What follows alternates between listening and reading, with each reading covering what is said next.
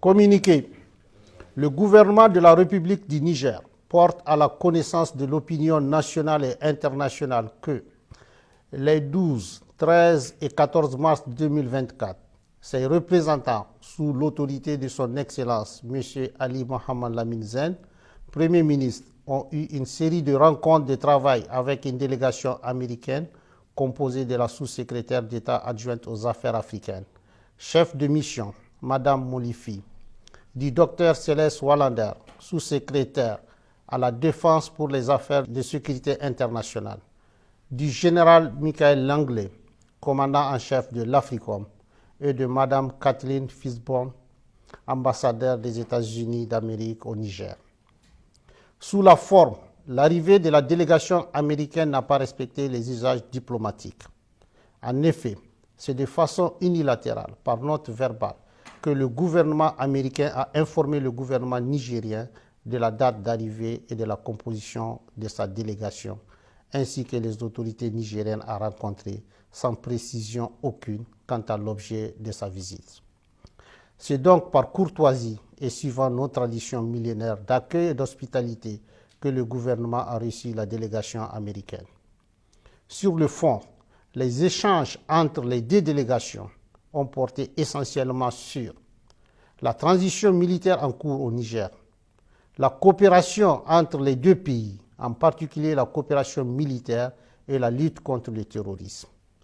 les orientations et perspectives politiques du Niger dans leur aspect relatif au choix des partenaires sur le plan diplomatique, militaire et stratégique, étant entendu que dans l'approche américaine, toutes ces trois questions sont profondément liées. Sur la transition en cours et le retour dans le meilleur délai à un ordre constitutionnel et démocratique, le gouvernement du Niger a réaffirmé sa ferme volonté d'organiser, dans les meilleurs délais, le retour à une vie constitutionnelle normale.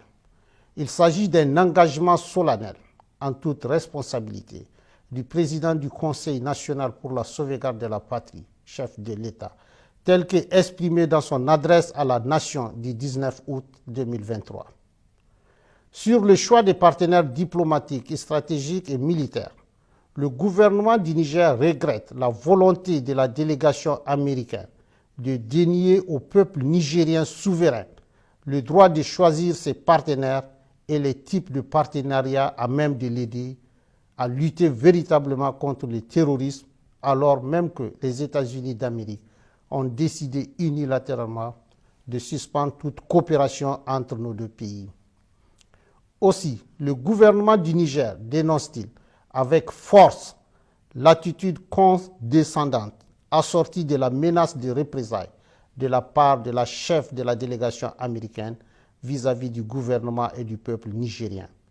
Cette attitude est de nature à saper la qualité de nos relations séculaires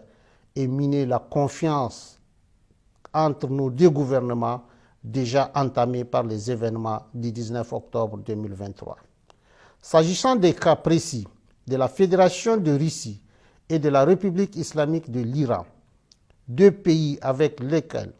le Niger entretient des relations diplomatiques depuis plusieurs décennies et qui focalisent particulièrement l'intérêt des États-Unis d'Amérique. Le gouvernement tient à porter à la connaissance du peuple nigérien et de tous les peuples de la communauté internationale qu'il n'a jamais signé d'accord secret avec ses pays partenaires. Tous les accords signés par le Niger depuis l'avènement du Conseil national pour la sauvegarde de la patrie respectent le droit international et les règles de transparence. C'est pourquoi le gouvernement du Niger rejette les allégations mensongères de la chef de la délégation américaine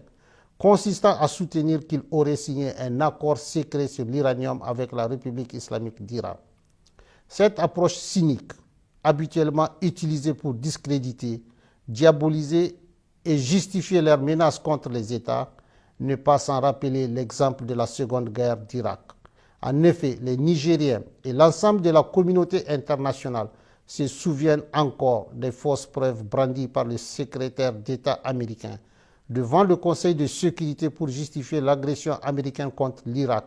et que dans cette affaire, le gouvernement du président Tanja avait été accusé de façon mensongère d'avoir fourni de l'uranium aux autorités de Bagdad, alors même qu'il est de notoriété publique que l'exploitation de l'uranium nigérien est totalement contrôlée par la France.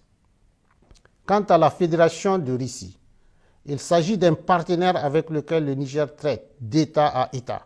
conformément aux accords de coopération militaire signés avec les gouvernements antérieurs pour acquérir le matériel militaire nécessaire à sa lutte contre le terrorisme qui a fait des milliers d'innocents victimes nigériens sous l'œil indifférent d'une bonne partie de la communauté internationale. Enfin, le Niger réaffirme son engagement solennel à coopérer dans la transparence et le respect de sa souveraineté avec tous les pays et peuples épris de paix et de justice, conformément aux règles du droit international. Sur la coopération entre les deux pays, en particulier la coopération militaire et la lutte contre le terrorisme, faut-il le rappeler, la présence américaine sur le territoire de la République du Niger est illégale et viole toutes les règles constitutionnelles et démocratiques qui voudraient que le peuple souverain, notamment à travers ses représentants élus, soit consulté pour l'installation d'une armée étrangère sur le territoire national. Ainsi, c'est par simple note verbale numéro 174 du 6 juillet 2012 que la partie américaine a unilatéralement imposé au Niger un accord relatif au statut du personnel militaire des États-Unis et des employés civils du département américain de la Défense sur le territoire de la République du Niger. Cet accord est non seulement profondément injuste dans son fond, mais également ne répond pas aux aspirations et aux intérêts du peuple nigérien pour les raisons objectives suivantes. D'abord, il contraint le Niger à payer des factures liées aux taxes des avions militaires américains dont ces derniers doivent normalement s'acquitter et qui coûtent des milliards de francs CFA aux contribuables nigériens. Ensuite, les autorités nigériennes compétentes n'ont aucune information sur les activités militaires menées à partir des bases américaines au Niger et ignorent jusqu'aux effectifs civils et militaires ainsi que le matériel américain déployé sur le sol nigérien. Enfin, l'armée américaine n'a aucune obligation, selon l'accord, d'accéder aux demandes nigériennes d'appui contre les groupes terroristes qui assassinent nos vaillantes forces de défense et de sécurité et massacrent nos laborieuses populations.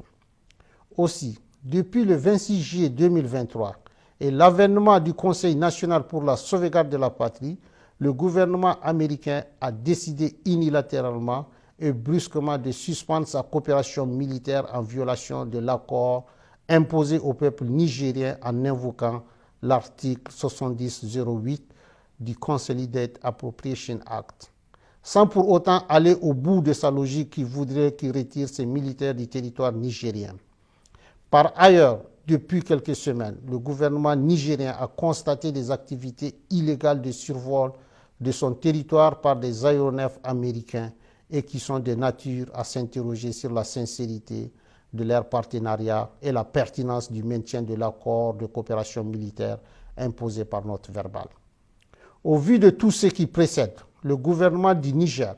prenant en compte les aspirations et les intérêts de son peuple, décide en toute responsabilité de dénoncer avec effet immédiat l'accord relatif au statut du personnel militaire des États-Unis et des employés civils du département américain de la Défense sur le territoire de la République du Niger.